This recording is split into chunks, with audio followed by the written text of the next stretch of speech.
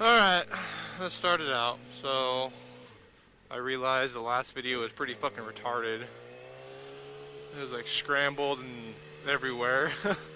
But I guess, oh, that's another thing. I need to quit saying fucking Sounding like a fucking retard. So, right now we just got off the Memorial Day 96. And fucking squirrel, and we're getting off like 11:50 on our Friday, so it's pretty much like fucking 5 days straight of no work. It's pretty nice, but right now I'm heading to Oceanside, well, Carlsbad, to go deposit a check to Navy Federal, and I guess we'll just talk about me some more. I didn't really get much into like who I am or what, like where I'm from and everything in the last video. That was just kind of like a video saying like, well, I'm starting the channel, so I guess today I'll talk about like where I'm from originally before the Marine Corps relocated me. Originally, I was born in California. I was born in Ridgecrest. But when I was like 6 months old, we moved to Polson, Montana. And I've lived there my whole life. And yeah, I joined the Marine Corps because since I was like really little, I've always wanted to. And I guess I kind of just wanted to break the streak in my family, because everybody who's been in the military in my family has been in the Navy since my grandpa. It was my grandpa, my Uncle Tom, my mom, and my cousin have all been in the Navy. But my great-grandpa, my grandma's dad, he was in World War I and he was a Marine. He was a fucking badass. The story behind him was pretty crazy. Like, so he was in Bellawood, which is one of the like main battles of World War I that the Marines are known for. And basically he went in with his platoon, and it was him and I think like a couple other people were the only people who made it out alive of his platoon. And during the whole time of World War I, when he was over there, he got mustard gassed.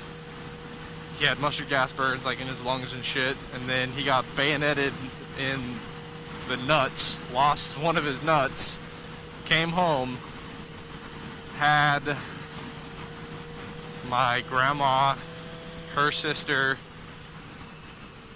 and I think another, I don't know how many other kids, and then was a LAPD officer. So he was he was kind of a badass, and he was one of my main inspirations for joining the Marine Corps. But yeah, I'm from Montana, and I joined the Marine Corps mainly to, you know, explore the world. And besides the fact that I've always wanted to do it, it's just that, you know, like, I've always wanted to serve too. I've always liked guns and shit like that, and wanted to go see what the world is like in different places and meet new people and different cultures and shit. But I mean, I think the most I'll ever do is this MEU that I'm going on here in a couple of months. I'll just be going to like Japan and then floating around on a big old boat for 7 months. And I don't know, since we're kind of like in a peacetime right now where there's not much going on in the Middle East, we're kind of ended it out there. And we thought we were going to Korea, and I still think we might. If you look at the history behind North Korea and everything, Kim Jong's dad did the same thing, and so did his grandpa, where they said, oh, well, hold on.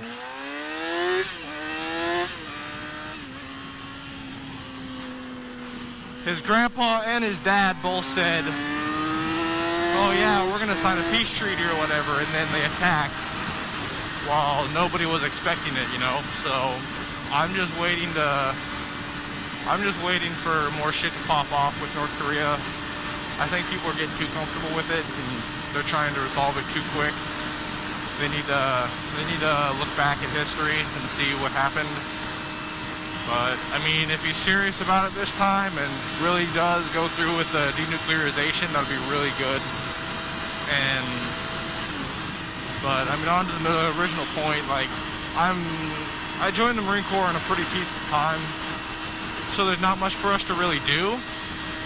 It's not like I'm going to, you know, Afghanistan and shit. We were supposed to go to Syria, but never went to Syria. I mean, I wasn't. I showed up a little late before my platoon was supposed to go to Syria. But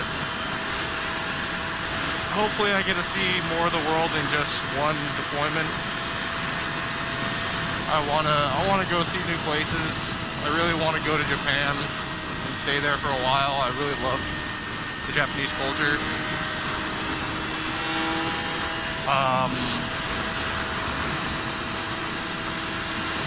I don't know. Also, the channel's name, Snowy R6, is my last bike, my 2005 R6. It was white, and I named her Snowy. And I started this channel like a year ago. I just haven't uploaded shit except for like 2 flyby videos on that old bike. But yeah, so I wanted to keep it Snowy R6. I was gonna change it. I still might change it, but I like the channel name Snowy R6 because I still ride an R6. It's just red. But I've been wanting to get new fairings anyway, so we'll see. But I sold that bike to my buddy Caleb. If you're watching this, Caleb, what's up, you bitch? Yeah, he's riding it, and he's gonna start a channel, and he was gonna name it Snowy R6. I was like, nah, bitch, I already have that. So I guess you're gonna have to come up with something more original, Caleb. Sorry, bud. But he's gonna be uploading videos here soon too. I've seen like on his Snapchat or whatever. So whenever he comes up with his channel, I'll probably put a link or something and you can go watch his videos. Hopefully he'll have some good content. That'll be fun. I don't know. Like I said in the last video, I don't know like how often I'll upload and everything, but if I like it, then I'll record often, like as much as I can. But I mean, in some ways, like having the job that I have, a lot of the times you don't have weekends, and a lot of the times like I'll be on a field op or something that's a month long or something like that. So I won't be able to ride for a whole month, and that's no recording time. So it might be like, you know, a month and a half, 2 months between a video because I haven't had anything recorded. And I mean, it's just all in the luck of the draw, I guess. But this whole next 3 months is going to be pretty packed for me, considering I have a lot of, thankfully, I have a lot of field ops coming up because we're doing a workup for this deployment that I said we're going on in November. So we'll be in the field a lot, and we'll have a lot of like shoots and everything. I'll try to take my GoPro out to some of the ranges that I do, and I can upload those too, so you guys can see like with some of the stuff I do. I think I have a couple videos of like just some explosions that we set off, and I can upload them just so you guys can see like what my job's about. So basically I'm a combat engineer, which basically entails like if there's an obstacle obstacle, say like barbed wire or something like that, or wooden obstacles or anything like that, we'll get tasked out to take them out either mechanically or explosively. Holy fuck. Fucking wind is taking me. But yeah, so like there's a bunch of different ways to take out obstacles. Let's take like so there's a fence called the triple stand concertina wire, and basically it's like, if you've ever seen like the spools of wire on top of fences like at prisons or whatever, it's pretty much that, but laid across the ground 2 deep. So there's like one here and then one here, and then there's one on top. And so basically, yeah, and then there's that. Say that's the obstacle or whatever.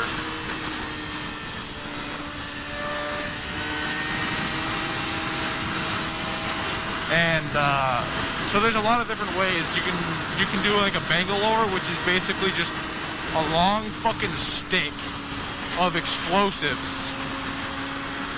Like it's I think it's 5 feet long of just explosives put into it, and I think it's 15 or 20 pounds. And then you slide that under the fence, and then you blow it up, and it basically cuts the wire in half and separates, so you have a lane to walk through. And that's one way.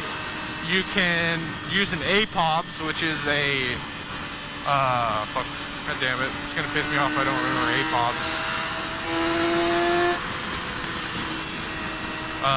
Anti-personnel obstacle breaching system.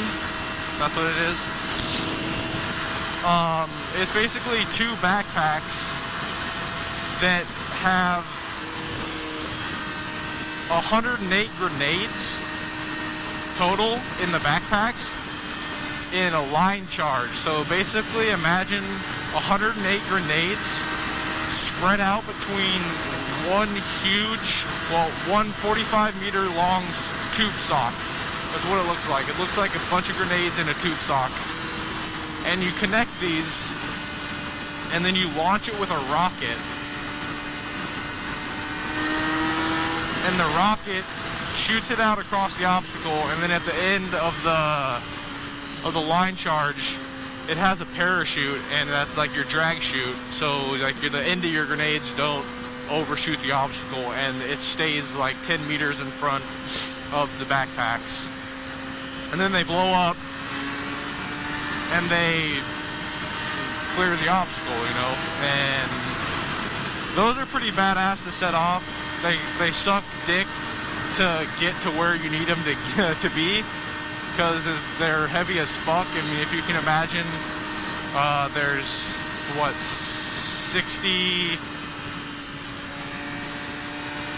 in the front and 48 in the back, I think. Yeah, I think it's 60 in the front and 48 in the back. And then you have a rocket and a rocket bag. But yeah, it gets heavy, and we had to do a pretty long run with an APOBS at 29 Palms. But that was really fun. I really like that range.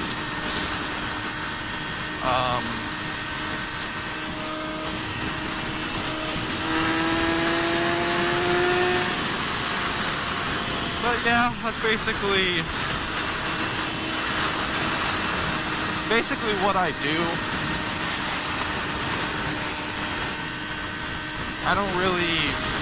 We haven't really done much lately, because the whole battalion has been like just doing this bullshit thing where they had to clean up everything and organize all of our shit. But hopefully here soon, especially in the next couple months, we'll be doing a bunch of workups and field ops and shit with the infantry that we're attached to. Yeah, so it's fun when we actually do our job. It's hard, but at the same time it's fun. So it's like, it's worth it.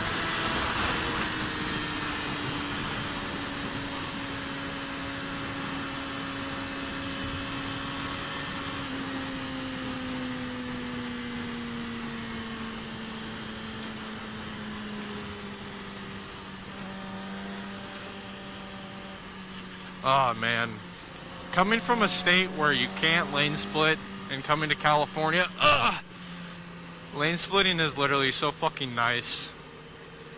Like, for the first month I had my bike, it was really sketchy, and I was like, oh god, I don't want to go fast, but now, I mean, it's really not that bad, and you get used to it.